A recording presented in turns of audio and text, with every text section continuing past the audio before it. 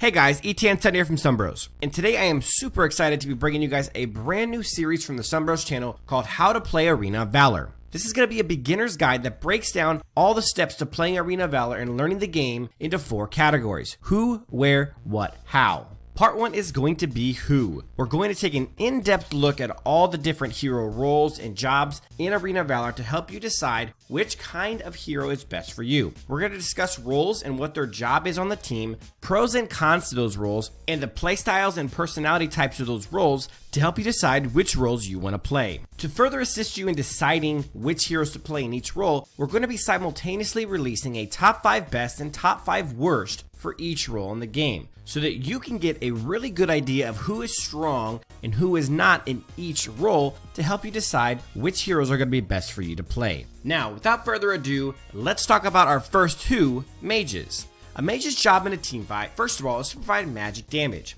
All of your team had attack damage. It would be really easy for a tank or a warrior to build against them by simply building armor and not having to worry about spreading out what facets of the game they're planning on tanking against. Additional team responsibilities that would fall in line with a mage would be to sit in the back line, deal massive amounts of AoE damage or area of effect damage, and of course crowd controls of all kinds, but mages are generally known for having pretty solid area of effect crowd controls that can affect multiple of the heroes on the enemy team and really turn a fight.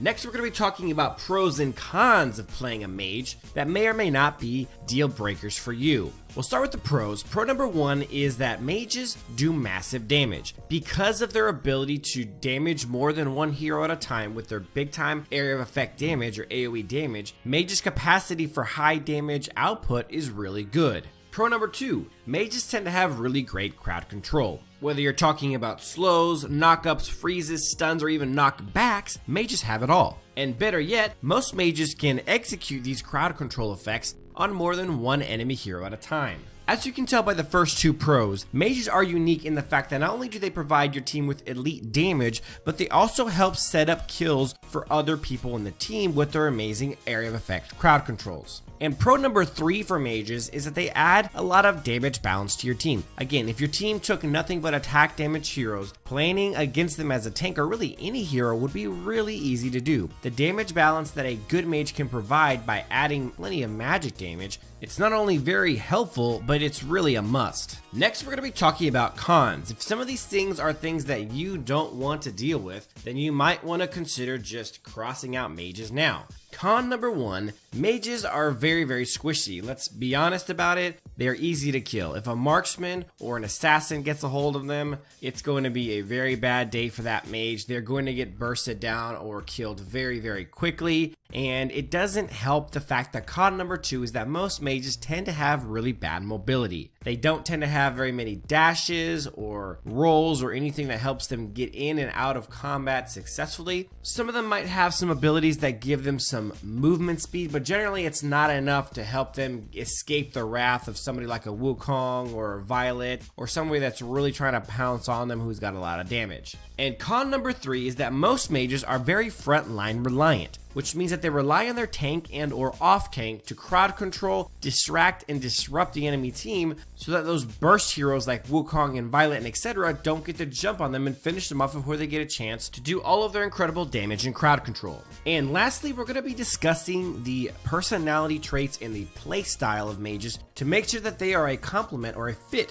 for the way that you play and the personality that you take on as a gamer. Number 1, good mages play at a safe range. If you get too close as a mage to the action, you will be bursted down and killed or crowd controlled and killed. So staying at a safe range is essential. It's one of the main parts of being a mage. As you guys heard when we discussed the cons, mages are squishy, they have bad mobility, and they're frontline reliant. So anytime that you get too close, you will be killed. So playing at a safe range is absolutely essential. That needs to be part of the way that you play the game. Number 2, while playing at a safe range, mages have to be able to use a lot of area of effect abilities, which in turn requires you to have good timing and good strategy for how and when you're going to cast these abilities to cause the most havoc and damage and crowd control as possible to as many enemy heroes at once. It's very different and much more difficult than, let's say, targeting one single enemy hero with a marksman and just auto attacking them to death. Mages are much more complex in the way they have to set up their area of effect abilities to really do the most damage and have the biggest effect possible. Number 3, the damage potential for mages is sky high. If you're somebody who likes to output a ton of damage and likes to try to figure out ways to get even more damage out, then mages might be the hero for you.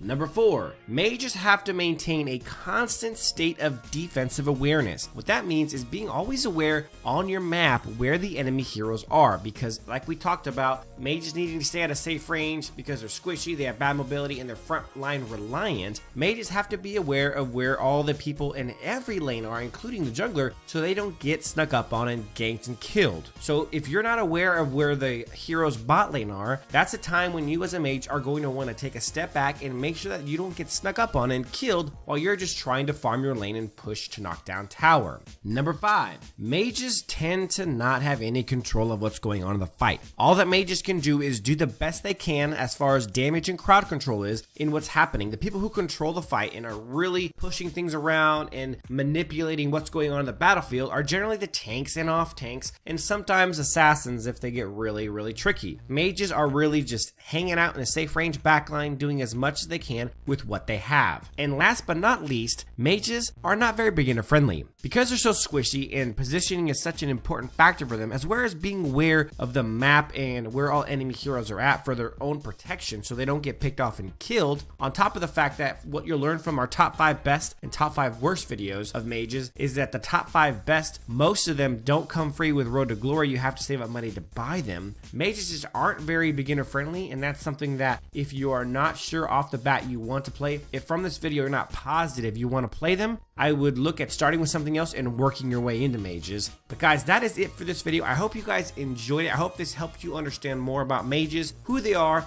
and if they're potentially somebody that you want to play. We're going to be releasing right now at the same time a top 5 best mages video and a top 5 worst mages video, because if you guys are interested in playing mages, I implore you to go check those out so you guys can see which mages to use and which mages to avoid and why. That would be really helpful. I really hope you guys enjoyed the video. Please give it a thumbs up, subscribe to the channel, and always check out our hero quick look videos and the rest of our beginner series on how to play Arena of Valor. Thanks for watching, guys, and as always, until next time.